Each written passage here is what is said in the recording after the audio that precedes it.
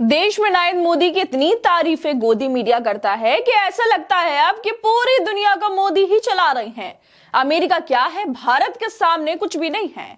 मोदी का हर जगह भव्य स्वागत होता है, लेकिन अब इसी बीच ऐसी खबर सामने आ रही है जो दिखाती है बाकी इनका डंका तो बज रहा है, लेकिन उस डंके को विदेशी मीडिया बजा रहा है, जो मोदी के मंच पर पहुंचते ही अपने माइक कैमरे लेकर नरेंद्र मोदी का बायकॉट कर देती है।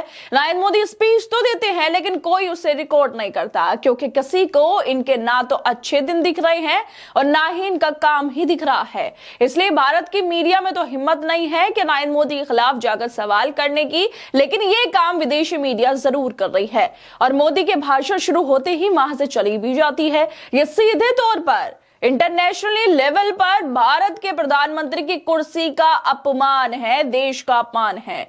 देश के प्रधानमंत्री जब ब्राजील में आयोजित ब्रिक्स शिखर सम्मेलन में जाते हैं तो उनका ऑडियो ही काट दिया जाता है, और ये बात खुद देश के जाने माने राजनीतिक विश्लेषक निशांत वर्मा कह रहे हैं, जो एक पॉडकास्ट पर ये सब खुलासे कर रहे हैं और साथ ही कह रहे हैं कि मीडिया में इस मुद्दे को उठाने की हिम्मत नहीं है।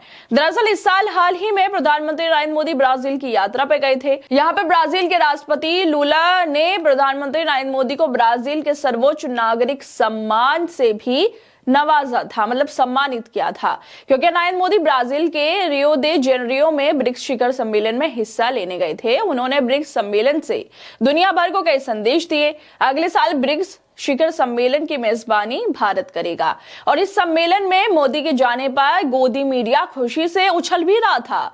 आज तक ये तस्वीर देखिए जिसमें इन्होंने लिखा था कि ब्रिक्स समिट, ब्राजील में भी ऑपरेशन सिंदूर की गूंज, ऐसे हुआ पीएम मोदी का ग्रैंड वेलकम। कुछ और मीडिया वालों ने लिखा था कि ब्राजील ने पीएम मोदी को अपने सर्वोच्च नागरिक सम्मान से किया सम्मानित। प्रधानमंत्री बोले ये भारत के साथ दोस्ती का प्रतीक, जितना हो सकता था नरेंद्र मोदी की तारीफें की गई, शायद उस सच्चाई को छुपाने के लिए जिसे अब राजनीतिक विश्लेषक निशांत वर्मा बता रहे हैं, वो भी शीबा असलम फहमी के पॉडकास्ट किंतु परंतु पर। वहां पर निशांत वर्मा कहते हैं कि मोदी के पहले 40 सेकंड की ही स्पीच है, जैसे ही उन्होंने कुछ बोलना शुरू किया वैसे ही उनका ऑडियो बंद कर दिया गया और इंटरनेशनल पत्रकारों ने मोदी का बायकॉट किया और वहां से चले गए।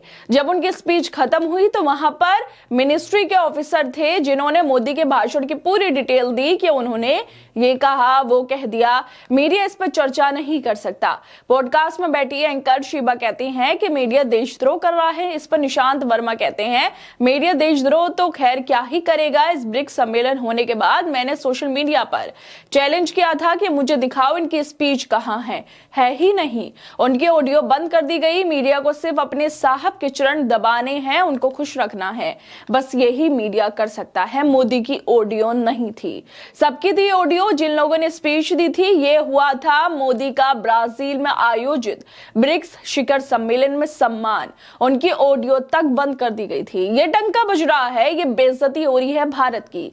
क्या कहेंगे आप इसको? ब्रिक्स सम्मेलन में वहां की मीडिया सबको सम्मान देती है सिवाय नरेंद्र मोदी के। वो लोग भी सोच रहे होंगे भारत की गोदी मीडिया है तो गुलामी करने के लिए, वो लोग तो नरेंद्र मोदी से सवाल करेंगे नहीं, इसलिए हम ही बायकॉट कर देते हैं। सोशल मीडिया पे लोग इस वीडियो के सामने आने के बाद लिख रहे हैं कि हाल ही में ब्राजील में आयोजित ब्रिक्स शिखर सम्मेलन में पीएम मोदी का ऑडियो काट दिया गया। अंतरराष्ट्रीय पत्रकारों ने विरोध स्वरूप वॉकआउट किया। देश की मीडिया गद्दार है, देश की जनता को यह पता नहीं है।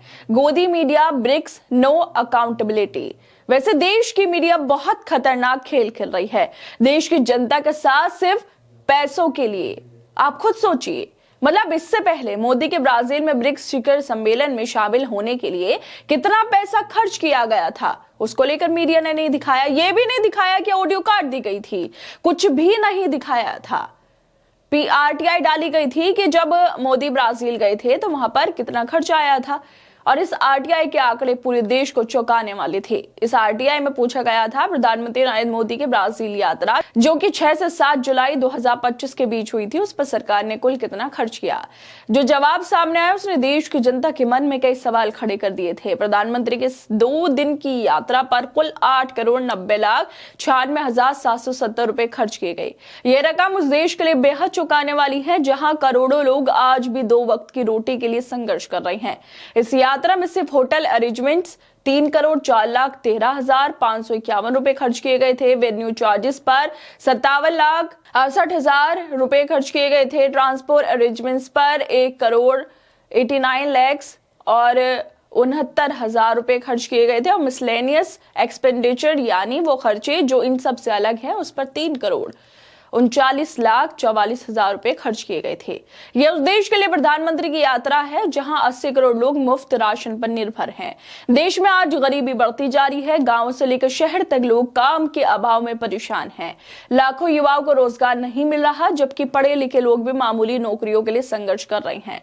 दूसरी ओर सरकार की प्राथमिकता विदेश यात्रा और भव्य आयोजन पर है, लेकिन ब्रिक्स जो ये खबर सामने आ रही है, जिसको खुद ये राजनीतिक विश्लेषक बता रहे हैं कि ऑडियो ही कट कर दी, कहीं वीडियो सामने नहीं आई, वो बेहद गंभीर है। और गंभीर से ज्यादा ये है कि हमारी मीडिया ने गुलामी करनी